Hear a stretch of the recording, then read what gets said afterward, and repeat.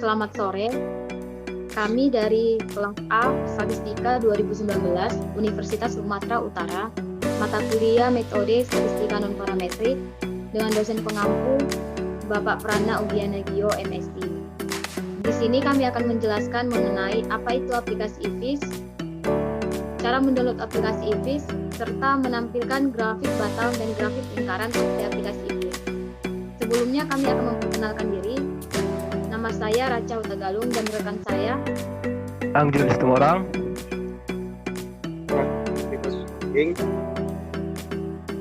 Saya Elizabeth Simamora. Nama saya Mustika Beatrice Maida Boris Ringo. Saya Ruth Irianti Sinuga. Baiklah, mengenai aplikasi IFIS dan cara mendownloadnya akan disampaikan oleh rekan saya David. Oke, baiklah. Sebelumnya saya akan menjelaskan apa itu IFIS. IFIS adalah software statistika yang dirancang oleh Prana Ugianagio dan rekan-rekannya yaitu Eko Caraka dan ada juga rekan-rekannya yang lain yang berkontribusi dalam pembuatan software ini. IFIS dibuat untuk memudahkan kita membuat berbagai grafik seperti bar, garis, lingkaran, box plot, scatter plot, peta, dan lain. Ini sendiri adalah aplikasi yang berbasis web. Juga dibuat dengan menggunakan bahasa pemrograman R. Menggunakan berbagai paket R seperti ggplot2, ggplot, ggli, plotly, dan lain-lain. Selanjutnya untuk tahapan dalam menginstal IFIS, kita bisa mendownload softwarenya di tatkal.com. Dan yang kedua, kita harus menginstal R dulu karena IFIS harus buat bekerja dengan adanya R. Setelah itu, di dalam R kita harus mendownload beberapa paketnya dulu agar IFIS sendiri bisa kita gunakan. Dan selanjutnya untuk cara penggunaan aplikasi ini mungkin akan dijelaskan oleh kawan saya. Baiklah, selanjutnya kami akan menjelaskan mengenai cara membuat diagram lingkaran dan diagram batang pada aplikasi IFIS. Langkah awal yang harus kita lakukan ialah menyediakan data pada Excel. Ini adalah data yang kelompok kami sediakan, ada sebanyak 20 data yang terdiri dari 3 variabel kategorik dan 4 variabel numerik. Nah, yang pertama kita akan membuat diagram lingkaran pada aplikasi IFIS.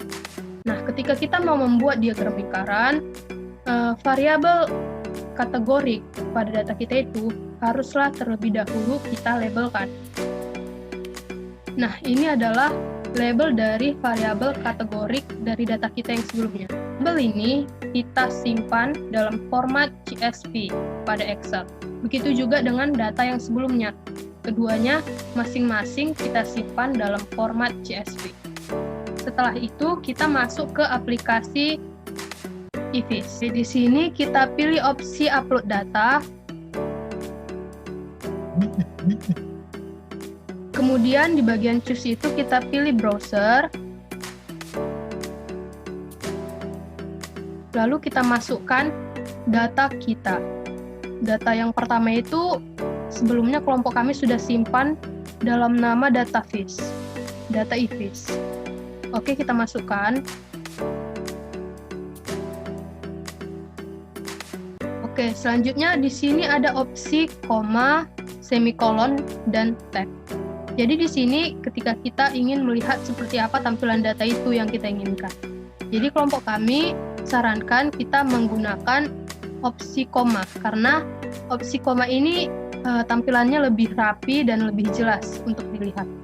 Dan di sini kita bisa lihat, kita pilih 25, jadi data kita yang 20 data itu bisa ditampilkan semua. Oke, selanjutnya kita ke bawah. Di bagian choose itu kita pilih browser. Oke, selanjutnya kita pilih label tadi. Label tadi kami simpan dengan nama label data IFIS. Oke, kita masukkan.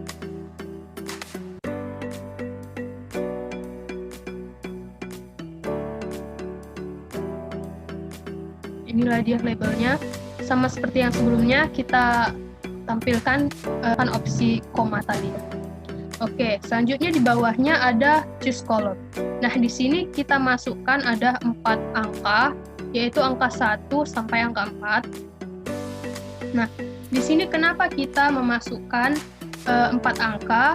Karena kita lihat di atas itu ada 4 kolom, yaitu label, jenis kelamin, hobi, dan grup. Jadi, karena dia kolomnya ada 4, maka di choose kolom ini kita masukkan 4 angka gitu. Nah, selanjutnya di bawah akan ditampilkan data kita. Jadi data yang kita punya di Excel tadi sudah ditampilkan di sini, dan yang sebelumnya di Excel itu kita buat label, sudah ditampilkan sesuai dengan yang kita inginkan. Ya, kita lihat tampilan. Selanjutnya kita akan membuat diagram lingkarannya. Kita pilih opsi graph, kemudian kita pilih pie. Oke, kita pilih frekuensi.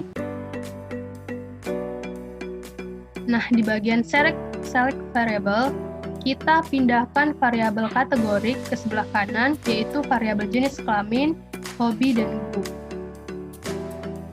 Kemudian kita akan melihat diagram lingkarannya, kita pilih print graph.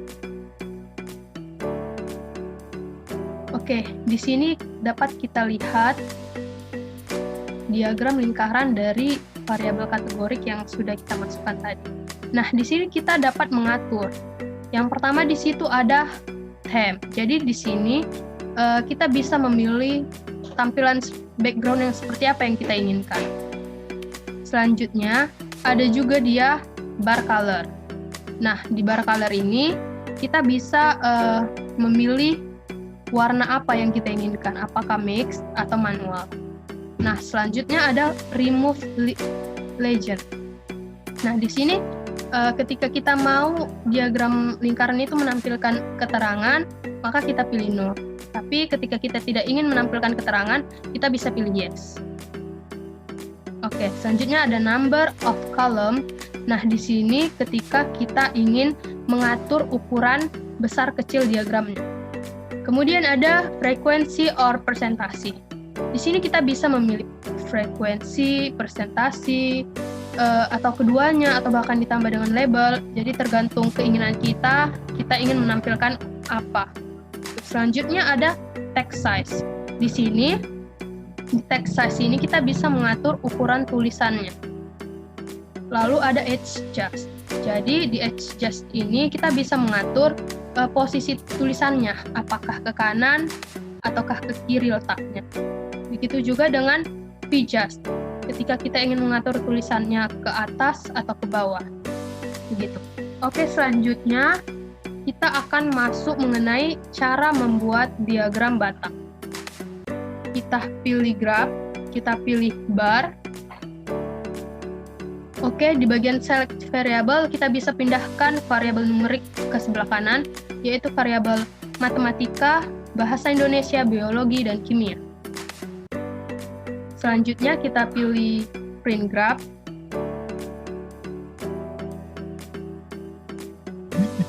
Oke, di sini kita bisa lihat tampilan diagram batangnya. Oke, sama seperti pengaturan yang di diagram lingkaran tadi, ada bar color, ada text size, ada juga di sini position. Jadi ketika kita ingin melihat seperti apa tampilannya, apakah vertikal atau horizontal dari diagram batang itu. Ada juga desimal, jadi desimal ini kita mau lihat berapa angka di belakang koma gitu. Selanjutnya ada V-adjust, X-adjust, remove legend, ESA, bar color, theme, dan number of column. Sama seperti pada diagram batang, pada diagram lingkaran yang sebelumnya. Oke teman-teman, demikianlah penjelasan dari kelompok kami mengenai cara membuat diagram lingkaran dan diagram batang pada aplikasi IFIS. Selanjutnya saya kembalikan kepada moderator. Baiklah, demikianlah penjelasan kami mengenai aplikasi IFIS. Kami mohon maaf jika ada kesalahan dalam penyampaian. Terima kasih.